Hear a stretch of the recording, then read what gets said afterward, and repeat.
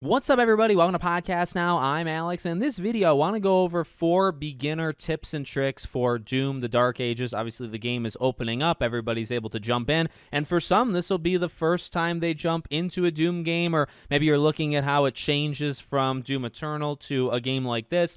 So I want to kind of go over 4 of my early tips and tricks for the game. Really quickly, want to shout out id and Bethesda for the review code, and let's jump into the video. So, number 1, I want to talk about the speed of this game, because this is something that, they've talked about quite often, and I was actually happily surprised, because the way they talk about it, and even in the early kind of previews, until you get your hands on it, you can watch it and things can happen, in front of your own eyes, but you don't really know how it feels until obviously, you have a controller and you're able to move around. This game is still fast. Now, the whole standing and fighting, and we've heard that line, right? Stand and fight over and over and over. And it's very true. It's a different feel. It totally is. Like, Doom Eternal was more about bouncing around, jumping around, very quick, changing of guns and stuff like that. This game still has speed. It is factually, I would say, less. Okay, you're definitely not as fast as Doom Eternal. Getting from point A to point B, traversal-wise, right, is not the same thing. And in fact, I guess would say it's harder, or you're more, like, locked into the ground. And the reason I bring that up is, like, when you're in combat situations, like, you can still move at a very, very quick speed. And the idea of moving when you're fighting, like, don't take it too literally, standing and fighting. Blocking's important, parrying's important, and we'll talk about some of those as this video goes on. But to assume that you're going to be like a freaking rock, right, like cement weights strapped to your feet, and you're going to have to just sit there as the enemies, pelt you, that's not the case. I was actually incredibly surprised by how quickly, without sliders, without adjusting any settings, nothing, how quickly you still move in this game. Again, traversal-wise, yes, you've been, kind of nuked a little bit, but in terms of just how quickly you move left to right, you can sprint and all that jazz, you still move incredibly quickly, and you want to use that to your advantage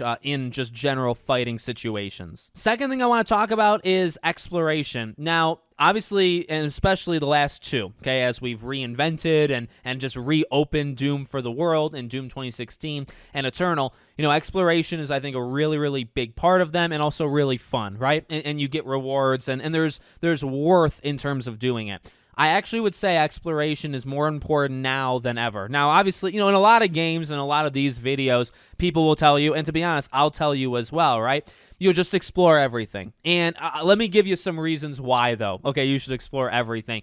Number 1, I would say, is gold. Gold is obviously something that you're going to want to get as much of as humanly possible to be able to level your stuff up. The quicker you're able to upgrade your fist, in terms of how fast and how much the recharge of your punches, or what your shotgun can do, or what your shield can do. I tried to unlock the shield being able to bounce around multiple, like a Captain America situation. You can unlock that actually very early on in the game if you choose to. So, gold is pretty tough to come by if you're just following kind of the main path. And the game still has a main path. A lot of areas open up, but you don't have to go down the wrong path, purposely. You could just follow, the story path. I would push exploring for the simple fact of getting resources, getting money, right, that can then be turned into getting some sort of more powerful, upgrade.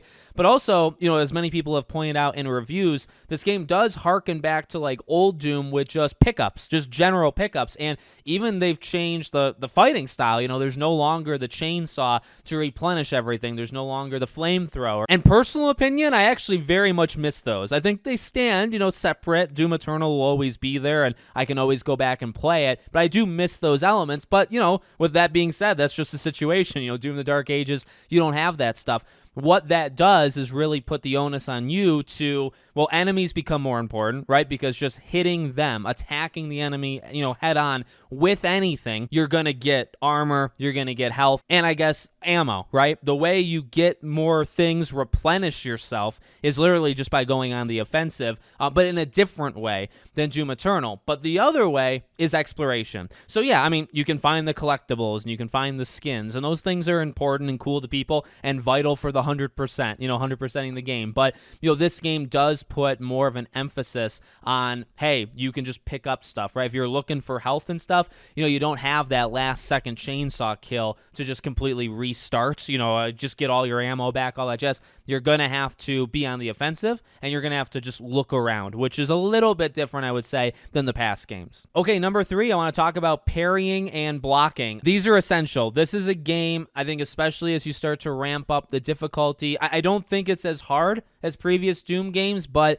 when you get hit, you get hit. That's actually something I've noticed even the first third or so of the game is I don't think it's as difficult, but if you take a couple hits, you could be full armor and full health, and you could be down to 5, within 2 hits. So some of these enemies deal a great amount of damage, and again, standing and fighting. And what that means, I really believe, is the shield, right? Really using that shield. Now, with parrying in particular, I think parrying is actually extremely, extremely easy. There are definitely some enemies that try to, ramp up the difficulty, but I just came from playing Expedition 33, where your timing has to be freaking immaculate, right? You gotta wait till the last quarter second to hit that parry button. You'll do that perfect counter. And I actually think that translates well because, you can see it coming. A lot of the attacks from enemies, the parrying window is a lot bigger than you might think it is. And you can tone it down if you don't want it to be so easy. But honestly, even tuning it super, super down, it's still a pretty big window. But you gotta do it, right? Enemies that shoot green orbs, anything that's green,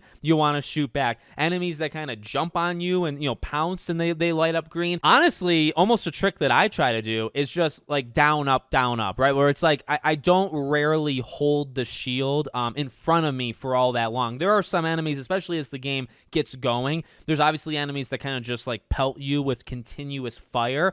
But honestly, most of them, and especially early on, almost all of them do not fire at you at a continuous rate, right? So I actually found I had to train myself with the enemies that machine gun fired at me to raise my shield and hold my shield there because I was so used to letting it drop, pull it up, drop, pull it up. That's how you do it. That's how you parry, right? And you just kind of get into this little flow of things where when you're always doing that, you will block naturally, and then you'll also, anytime it's a green thing, you'll be able to parry and get that damage. So that's kind of how I played it, and it worked. I think generally it's worked out for me rather well, but just make sure you're using that shield as much as possible. And really, the fourth and final point, something that I don't do enough, but I want to stress it, for people that are just kind of jumping in, this shield, okay, not just parrying and blocking, but throwing it. Throw this shield as much as humanly possible. Now, again, honestly, you have to pick your moments, and especially enemies that are pelting you with, gunfire, that's maybe not the best time to throw a shield, right? Unless you're trying to stop that gunfire, then maybe you can get the shield stuck in that enemy and they'll stop attacking you for a while. But that shield is very good when it comes to,